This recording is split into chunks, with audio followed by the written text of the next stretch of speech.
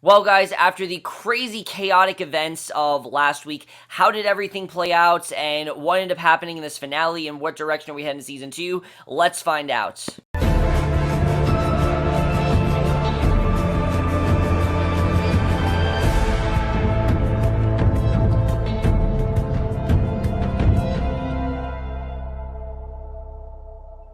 Hey guys, Cameron for the season finale of The Path, Season 1, Episode 10, The Miracle, and I was definitely really looking forward to this episode. You guys know, for me, this show has only been getting better with every episode. The more I watch this show, the more I love it. I've become so attached to these characters, and especially last week, it really showed me what the show is capable of. I mean, Episode 7 as well, but last week's episode was just so intense, and it really was setting things in motion for this finale, and I was really hoping this would be a great finale. Now, let me just say overall, was this a great finale? Yes, I think this was overall a really great finale. There were some really powerful scenes here.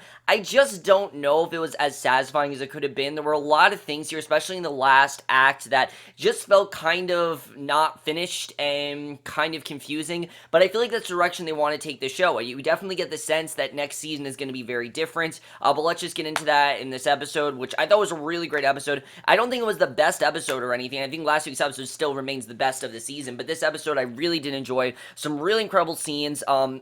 But you know, I thought the real star of this episode was, besides Aaron Paul and Hugh Dancy, was Michelle Monaghan. I thought that this was probably her best episode yet. I mean, she's been great in this show, but she is this one scene in this episode that I definitely want to talk about. Starting off right away where we see she's walking in the woods, it's covered in snow, and she sees the same owl that Cal saw, which implies two things. One, we know this owl, something resembles that owl. We don't know what it's about, but that owl definitely means something. And Cal, basically, we also know is the same spot where Silas was buried. So I'm like, oh, she's going to find out that Silas was buried here.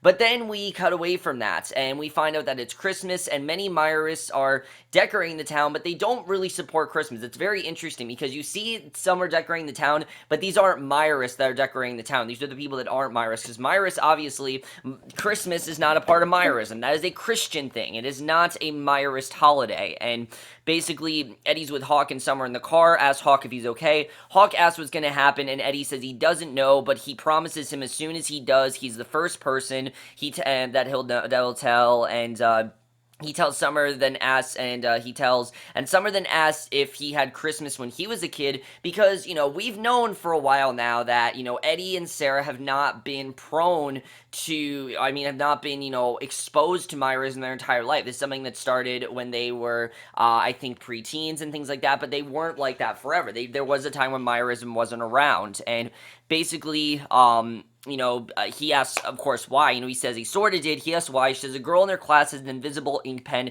that is a special light with writing that can only be seen when it shines, and he asks if that's what she wants for Christmas, and she shrugs. And I love that Summer really doesn't have an answer, because to her, Christmas doesn't mean really much, and it's kind of weird, but it definitely does make sense. I mean, think about this, religion where you don't have Christmas. It seems absurd, but that's exactly what's going on, is that Meyrism, you don't support Christmas because it's a Christian holiday. So that makes perfect sense. So Eddie's then in a room with Sarah and a guy named Richard, and Richard, basically, he's the one that basically, I guess, you go to help yourself out. And basically, he tells him that when he takes his vows, he turns his back on the light. He is a denier, and Eddie says he's not. And Richard asks if he didn't take his vows. You knew, of course, things were really bad between Eddie and Sarah in the last episode, but Eddie says he's going to reject his label, refuses to sign the forms. He says he knows what happens when someone is confirmed to be a denial, such as being denied the chance to see his kids, which is something he's not going to do. He's going to make sure that he is not denied seeing his kids, because he wants his family to be part of his life. We know he said last week, the most important thing to me is my family, and he's still going to stick by it. That is still the most important thing to him. And he tells Sarah to not ask him to sign it, because if she loves him, she's not going to make him sign it. Richard says it's not up to her. There are explicit instructions, and Sarah says that they'll handle this themselves. Richard says that if they disregard the system, things will only be more complicated later. And Sarah says the last time she checked, he's 7R and she's 8R, which makes her above him. And this episode kind of implies that Sarah is not as heartless as we think she really is. I mean, yes, she's very passionate about her religion, but I think this is the first episode that really does show that Sarah does genuinely care about Eddie, and that she does have these feelings, and that, she really does care about him in a way that we've never really seen before. And That's the reason why I think Michelle Monaghan really sold in this episode. She did an incredible job. I really loved what she did in this episode. So Richard then goes to Allison, who I didn't really know where they were going with Allison last week. Of course, we saw her in that gate. We don't really know what happened. But just this little scene really shows where they're headed with Allison next year, which I really do love seeing. I think the actress that played her, I don't know her name, but she really killed it here. She admits that Jason did kill himself, so that's over. But I will admit, it does feel a bit rushed. I mean, the fact that we had this whole investigation situation with Abe, and then the stuff that other Frederick showed him, that the other agent showed him last week, that seemed like really pressing evidence and something that was really going to change things up. But no, we know that Jason now killed himself. So why did Cal go to Peru? I don't really understand that. That's something that maybe they just haven't answered yet. Maybe that I feel like this plot's not necessarily over, but there's no investigation going on this episode with that, so that seems like it's kind of over. But again, I feel like it's something that is eventually going to get reintroduced. I'm not really sure. She says Sarah gave her his journal, and it was full of madness. He was seeing things like the ladder, and he was determined to climb it. And there were pages and pages of crazy writings. She recites some passages from the journal, such as how he tried to climb the ladder, but he couldn't. And every time he tried, he kept burying his hands in his last journal entry promised that he would climb the ladder, even if it kills him, because that is what he wanted to do. No matter what happened, he wanted to climb the ladder, because for whatever reason, it just wasn't working. And what you find about Jason Kemp is that he's not like Eddie, because Jason Kemp didn't realize that he was basically kind of becoming a denier. And she says she wanted to die along with him, and when she read it, and she did, in fact, try to kill herself. So I wasn't wrong. When she was on that ice, she was thinking of killing herself. She didn't, though. She realized she couldn't go through that. She says she's lost everything. This was her home, and she says she knows they don't take people back, and it's sad to see, really, because Allison really is a character that's had her entire life stripped away from her. I mean, think about it. Her husband, she now thinks committed suicide. We think, at least. Again, I don't know what that evidence said that Abe had, because we don't really focus on that in this episode, but I do think that definitely there's more going on there than we think. But she was also taken from her home. She even tried to kill herself. She almost had her humanity gone. I mean, pretty much every fiber of her has been taken away, and it's really sad to see, but I really think the actress killed there. Allison's one of the characters that I feel, she's had some really good stuff, but she hasn't really had that big stand-up moment, and this, without a doubt, was their stand-up moment. I love that scene.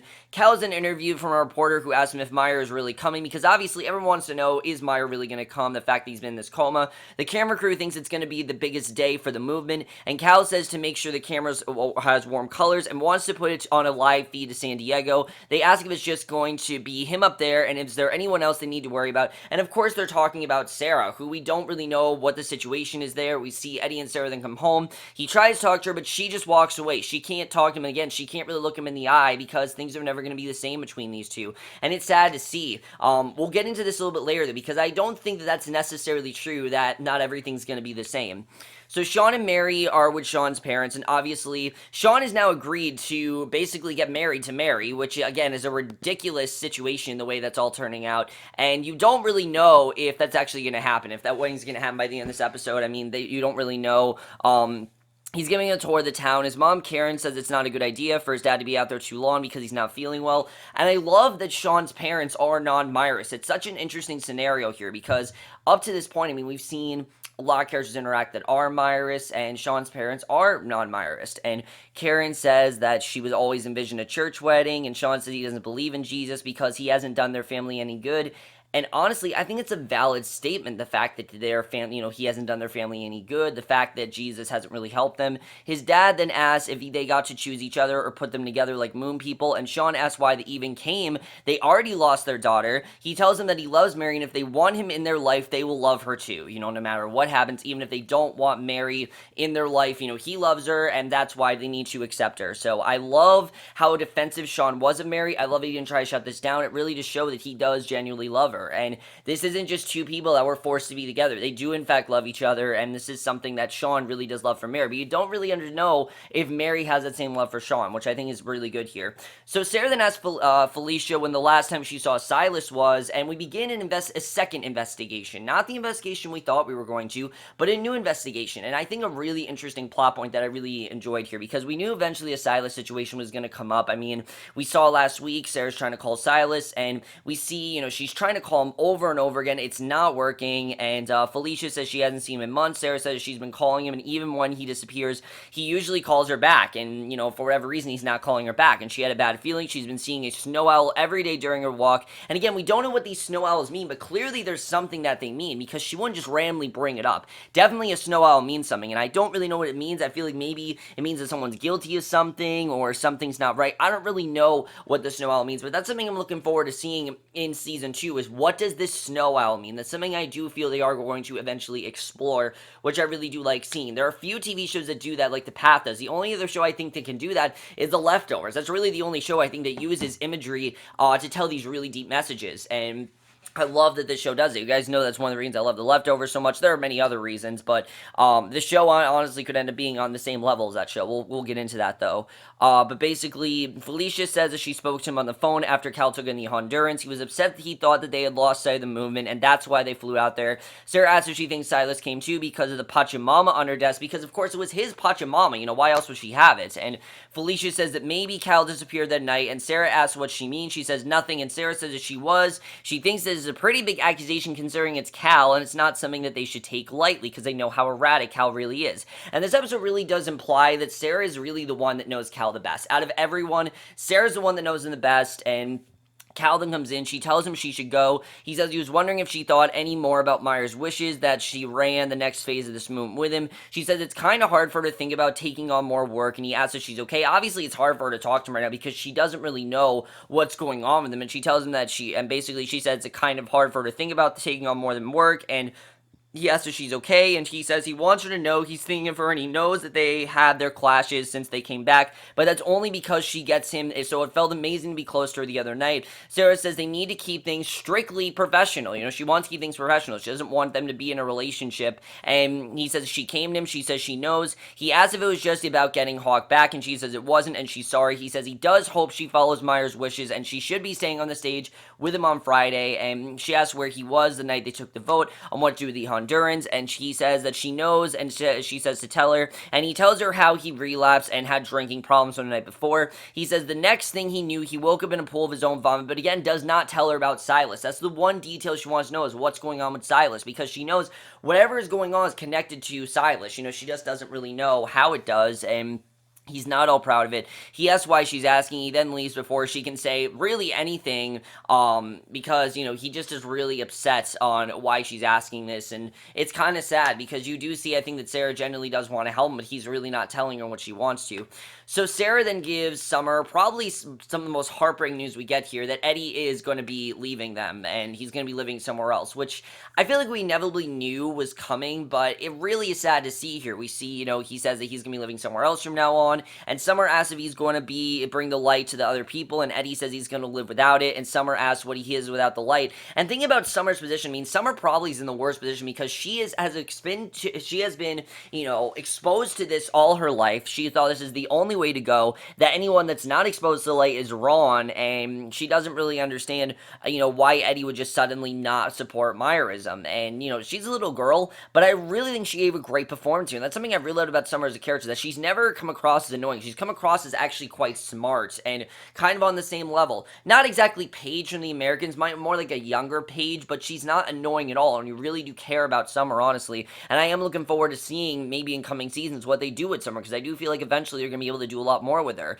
especially because she is so devoted to Meyrism right now, and it seems that's the only way, that's something that she is just a part of. And Hawk says that he's still their dad. Eddie says he loves them more than anything, and whether or not he believes in light does not change that. And Summer asks if he's going to be in the garden with them. He says he doesn't know. Sarah says she will get to see him. Summer says that she won't in the future. And Eddie says no one will knows what's going to happen in the future, and all that matters is right now. He tells Summer it doesn't matter, he'll be there. Sarah says that Hawk will be there, and Eddie's going to stay in the hotel in town until he is settled, and she will still get to see him on Sundays. And Eddie then hugs Summer, tells her he loves her, it's all going to be okay. He wishes Hawk a happy birthday, and then tells him all he loves them all, and then he leaves. And Sarah finally has this one really small moment here, but I think it's really her realizing what she just did, and she cries realizing what she's just done, because she basically, this one action has pretty much fractured their family, and She tells Summer she's sorry, and Eddie then goes to the hotel. He tries to get himself situated while he takes a piss. He sees a snake outside the door, and this is when things start to get really weird, because throughout this entire episode, Eddie is seeing these visions. He sees a snake outside the door, he's freaking out, but then it appears to be gone. So it's clear this is just a vision, that snake was not actually there. Now, again, what that snake represents, I don't know. I feel like the snow owl and the snake, they represent something, as well as all the other things he sees in this episode. But Sam then calls, I'm going to say he's Sam, because he still is pretending to be Sam and under this alias, and he says he's sorry for being an asshole the other day, says he's been good to him, and Eddie says he's going through a lot, and Sam says he just checked his daughter into the hospital, and she's on a lot of drugs right now is on the last-ditch attempt to close the vein before her open heart surgery. He says he wants to bury the hatchet, and Eddie says there really isn't one to bury. He feels that things were okay between them, and he tells him to hang in there. Sam thanks him, and Eddie then throws the phone onto the bed, clearly freaking out about the snake, because he has no idea where this came from, why the snake wasn't there. I mean, he kind of thinks he's going crazy at this point, and I love seeing that. So Cal then goes to visit Allison, and this is a very interesting scene, because that Cal is essentially the main reason why Allison is there. I mean, really, that's what this is. That Cal is the whole reason why Allison is locked up, and he asks her if she's hungry, and Cal probably does, some really selfless things in this episode, really to show that Cal, while I thought he was eventually going to crack, he still hasn't cracked. I do think it's going to happen, it just hasn't happened yet, and the Meyers talk all about Meyers' supposed upcoming return, and if it's actually happening or not, because, Cal has given this information, but they don't really know if it's possible information. The fact that he's in a coma, the fact that he's near death, they don't really know if he's going to be there, but basically, they see Cal arrive with Allison, and Cal says that she's a denier and raged a libelous war against them on the internet, but she has come back to them, and he says it is written in the ladder that he who turns his back on the truth shall forever walk in the world of shadows. With the last three runs, them come change, and this unforgiving tenet has been revisited, and now Meyer asks them to remember the words of another prophet of the light, the one who said that he was without sin and cast the first spell. He says the light has always told them to be a movement of love, and forgiveness is the ultimate act of love, and this really shows how great Hugh Dancy as of an actor is, because he's giving this really long monologue. We see a Myers woman comes up to Allison, hugs her, followed by the rest of the group, and just very slowly, they all start to forgive her. It's a really great scene. Sarah then talks to Isaiah, and you knew Isaiah was eventually going to come back in here, because they had that whole scene with Isaiah, but I never thought Isaiah was going to play the role he eventually does in this episode. That was actually really cool, how much of a role Isaiah played here, because basically, it's all about Isaiah, because, she wants no information, and at first, Isaiah is being really, low-key about it, but he does eventually reveal, he says that he did see Cal that night, and he was drunk and falling and failing, and he helped him to his cabin to bed, but promised not to tell anyone. She says that she won't either, and, basically, he has gone against Cal. He has said everything. She basically forced him to, but I like the way that was done. Karen then goes to Mary and asks if they can talk, and I love this scene here. She says, losing Sheila was unbearable, then Sean joining, but she was moved by Cal, not only reminding her to forgive, but that they all need to find their ways to deal with tragedy and grief, and she's so glad that Sean found her, and she then gives her the veil that she wore at her wedding. Unsure if the wedding exactly works for Meyers, and tells her Sheila used to always love dressing up in it when she was little. She planned to give it to her, and tells Mary to do what she wants with it. Mary thanks her, and again, you can tell that Mary doesn't really feel she deserves this, but we'll get into that in a little bit. We get a really great scene with Mary a little later on. Eddie then goes to hospital to check on Sam, and Sam asks how he found him, because they didn't really think that he'd actually go there, but Eddie says he thought he would drop by to check on the baby. He sees Jocelyn, who Sam introduces as Susan, because again, they have to, cover up who they really are. That's just kind of their job, is to be undercover, and he then hears her addressed by her real last name, which Susan says is her maiden name, and Sam takes Eddie aside, thanks him for coming, says it was really good of him, but now it's just not a good time. Eddie says he just wanted to come and wish them both well in person, and let them know he is leaving the movement, which Sam is shocked about, and he says in case they were still looking for someone to talk over to over there. Sam asks if his whole family is leaving, and he says it's just him, and tells me he's been struggling with his faith for a while now, and says he shouldn't have told him sooner, and Sam thanks him, and Eddie then recites a Meyris prayer for the baby. And what I love about the scene is that Eddie doesn't really believe in Meyrism, but he still is hoping that this Meyris prayer is actually going to work, and that for once something is actually going to go right. And Sam says he thought he didn't believe, and Eddie says it can't hurt because, he's been taught these prayers. They're supposedly used to heal, and he just wants to see if this actually works. And I love that he's just taking that chance, even though, again, he doesn't really support Meyrism right now. He's just trying to take that chance and see, maybe this will work. I thought it was really great the way that was done. So basically, Hawk then sees Ashley. She wishes him happy birthday. It's a very brief scene, but you can tell these two really are very fractured right now. The sense that Ashley's trying to talk to him, he's not really saying much of anything because he's basically been forced to come to the decision that he has to leave school, that he needs to not be with her, and he's kind of screwed out. He's kind of, screwing this decision. It's not really his fault. It's more Sarah's than anything. But she walks away from him as he leaves school, maybe forever. And I don't really know if he's ever going to see Ashley again, which I think sucks. I hope we do see Ashley again next season. Their relationship was actually one of my favorite parts of the season. I remember I went in thinking it was going to be really bad subplot, but it was actually really great. And Eddie is then outside. He sees tons of people spreading Christmas cheer. He bumps into someone. Everything seems to be moving slowly and distorted as reality slowly is fading. You can definitely tell. He goes inside a department store. He sees a dead bird on the floor. Again, we don't know what that means. An employee asks if she can help him. Isaiah then tells Cal about his conversation with Sarah, and he said exactly what he told him to say. Cal says he's doing himself a great service, and someday he'll tell him why he had to leave like that, but he can't now, and Isaiah says he doesn't have to explain anything to him right now. Cal says he'll be rewarded for this in the next phase of the Moonlight, and Eddie is then driving. He sees Richard in the middle of the street. He gets in the passenger seat and asks Eddie what he wants with him, and Eddie says he thinks something is wrong with him, and obviously, Richard doesn't really want to talk to Eddie because he's obviously straight away, but I like that Richard actually does take the time to listen to him here. He says that he's aware, and Eddie says he means something is really wrong with him. Ever since he left his house, he's been seeing strange things, almost as if he's on the medicine, but he is stone cold sober. So it's really weird because we know that medicine changes you and gives you really visions. I mean, look what happened to Freddie Ridge. He's completely different now, and basically, Richard asks if he saw the ladder. Eddie says he didn't. He asks him if he thinks he's going crazy, and this is one big psychotic break-in. Richard says he's having visions, and he has to find out what they mean. And Eddie asks how he's supposed to do that. Richard says the light is trying to communicate with him, and Eddie tells him to get out.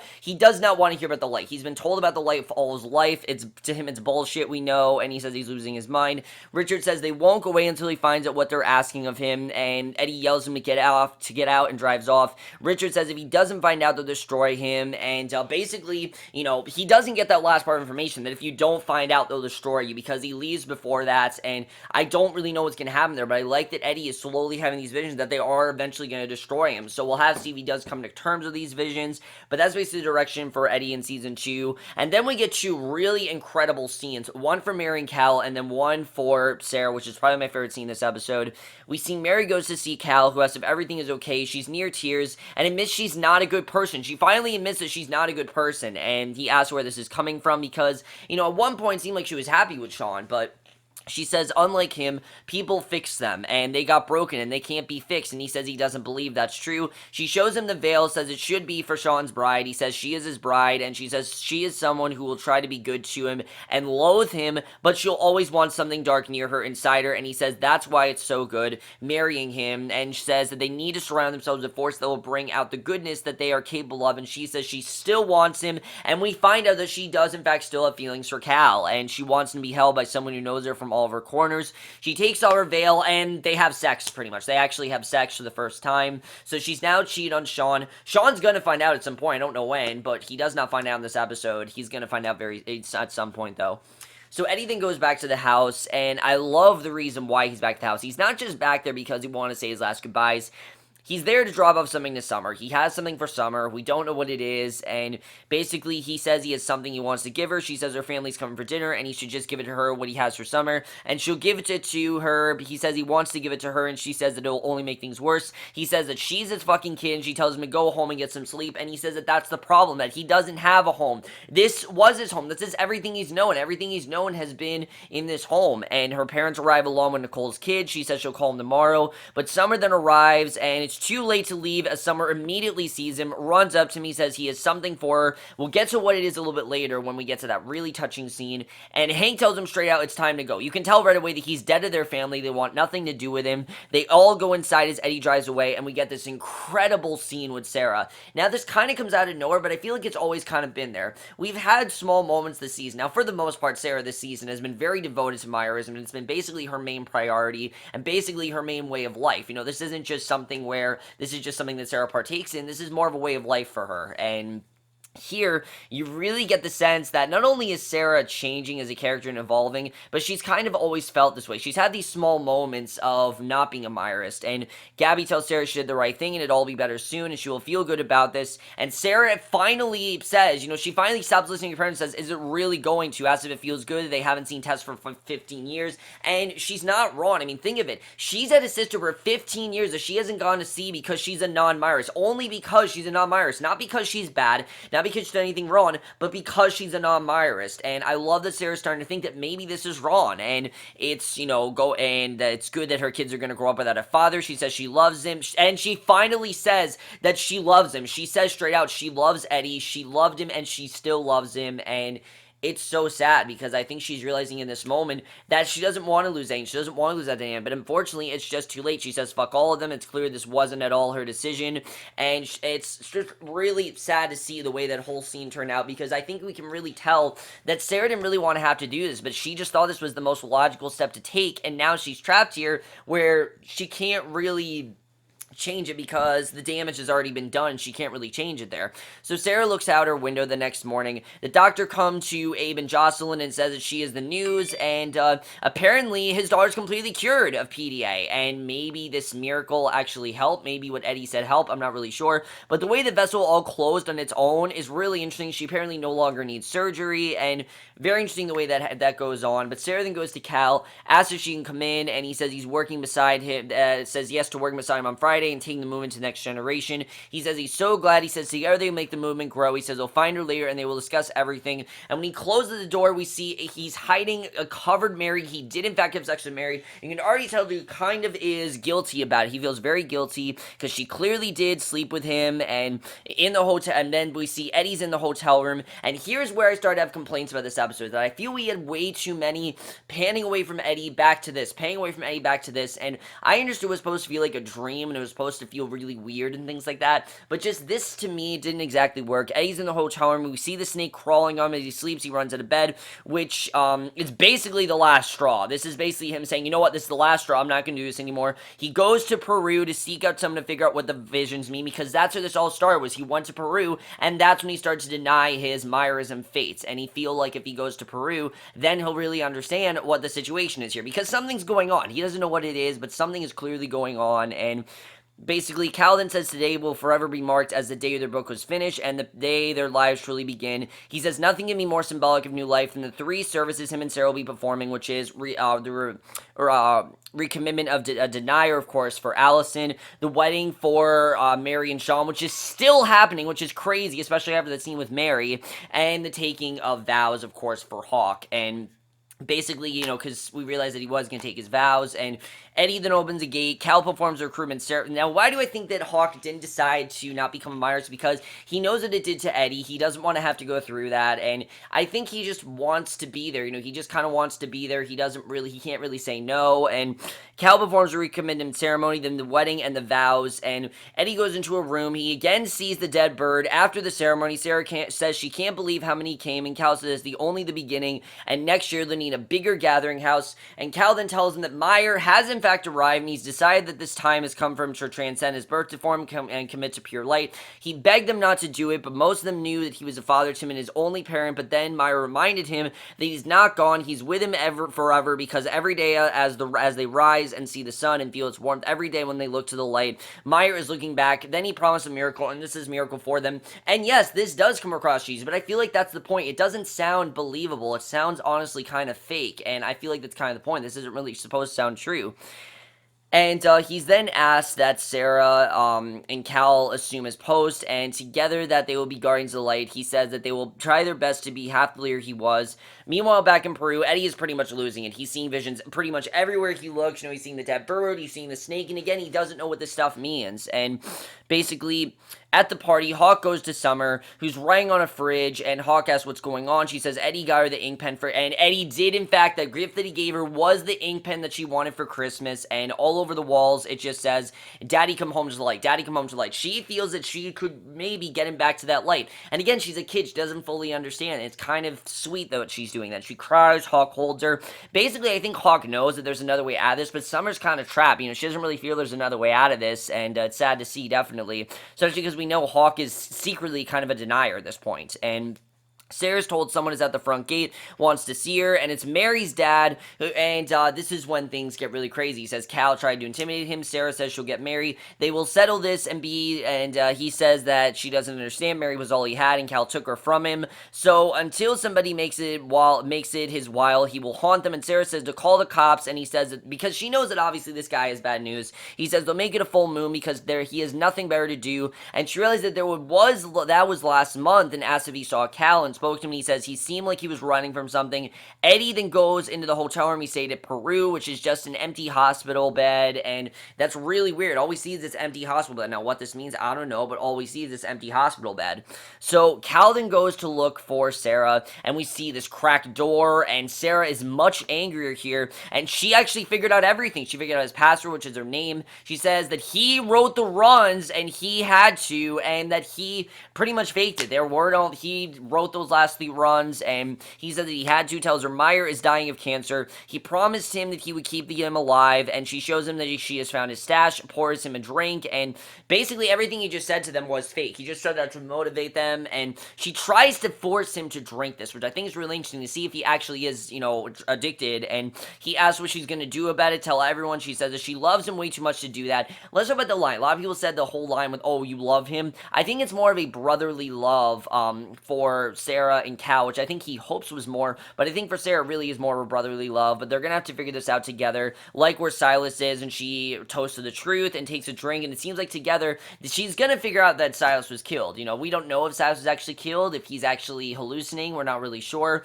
but Eddie then tries to process what's going on, and then he sees Meyer literally walking right in there, coming to him, and before we know what happens, that's how the episode ends, and overall, guys, really great finale. I really enjoyed it overall. I thought there was some really good stuff here. A lot of new possibilities, though. I like seeing Sarah and Cal working here because here's the thing. I feel like Sarah is going to try to turn things around. She's already kind of starting to realize that some of this stuff is really fucked up. The fact that just because someone doesn't believe in your religion, you have to completely shun them from your life, she clearly isn't okay with, and she really, I think, does want to change that. The problem is, can she really change that? How much of a role does she play in that? Does Cal really agree with it? I honestly could really see Sarah at this point abandoning Cal completely next season and just going on her own. I feel like that definitely is what's going to happen. I don't know, though. I mean, we're only on season 2. I don't really know what happens in season 3, but I feel like that is going to happen eventually, that eventually Sarah's going to be able to do this on her own. I've said it before, she could do this on her own, but obviously Cal wants to be there. Cal's very erratic, though, and there are a lot of things going on, and hopefully that Sarah discovers what he's responsible for and how much of a role he really played in that, because I don't really think she realizes how much damage he really did and how much, he really caused all that, so that's going to be very interesting as well. As far as Eddie, why is he having these visions? What does the dead bird mean? What does the snake mean? And why is he seeing dead Meyer? Why is he seeing Meyer out of the hospital bed? I'm not really sure. That's going to be very interesting as well. And of course, we know he needs to figure out these visions because they will basically break him if he doesn't, and we'll have to see what that goes. As far as that owl, what does that owl symbolize? It resembles something. I just don't know what it does at this point. We'll have to see what happens with that. Is the case completely over with Jason Kemp? I don't want to say it's over because we don't know that evidence that Abe had. We don't know what Abe said. I mean, this episode was so focused on Abe and Jocelyn having their, making sure that their baby was okay and everything, getting her away from the virus that she had and basically curing her of it. I can't remember what she had now. But basically getting her away from that we didn't really get to focus as much on that, but basically, we didn't get to focus as much on it, which kind of sucks. But as far as Sean and Mary go, that's a whole different situation, because Sean doesn't really know that his wife just slept with Cal, and I don't really know if that's going to play out. That's going to be very interesting as well. Does Mary really love Sean? I feel like this episode confirmed that she doesn't, and that's going to be very interesting. Did Cal really kill Silas? I mean, we don't know. We honestly don't know if she really did. I'm pretty sure that Sarah is still in love with Eddie. I think that she really does love him, I think is going to try to get him back in her life, but I don't really know how that's going to work. I feel like that's kind of what Sarah wants to do, is that she does want to turn things around, but is it too late to do that? I don't really know. That's going to be very interesting as well, to see if she actually can turn things around, if it is possible that Eddie still plays a role in her life, because I feel like she wants him to, but does he really? I don't really know. That's going to be interesting. And are her parents as well going to allow her to make this change, because it's clear that they want to control a lot of things in her life, and she really doesn't want them to do that anymore, and that's going to be interesting as well. As far as Summer goes, like I said, I think Summer's in a really trapped position at this point, because she feels the only way to go is Meyrism, and I feel like Hawk is going to try to maybe get her to stray away from that a bit. Is Hawk going to agree to, I mean, he's taking his vows. Now, it's kind of hard to get away from Meyrism when you're taking your vows, but now that he's taking his vows, does he still have a spot for Ashley? Does he still want to be with her? We don't really know what's going on with Hawk. That's very interesting. My only issue, like I said, with this episode, that some things just felt a bit rushed and unearned. Like the whole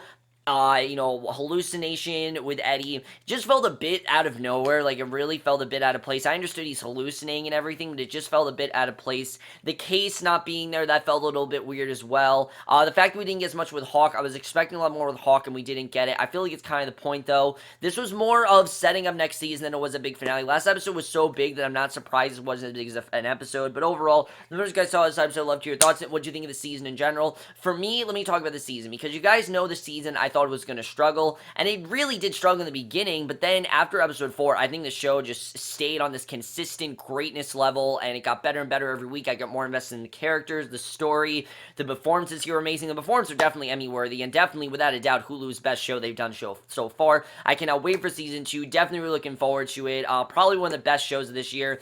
Probably most likely will be in my top 10 list. I don't know if it'll be probably maybe like 15 when I do the snubs, things like that. Maybe it'll be there. Maybe it'll be my top 10 list. I'm not really sure. But overall, guys, so much guys saw this episode. What do you think of the season in general? And we'll see you guys next show, which will be for the season finale of Arrow, which I have a lot to say about that as well. And I will see you guys for that. Okay, bye.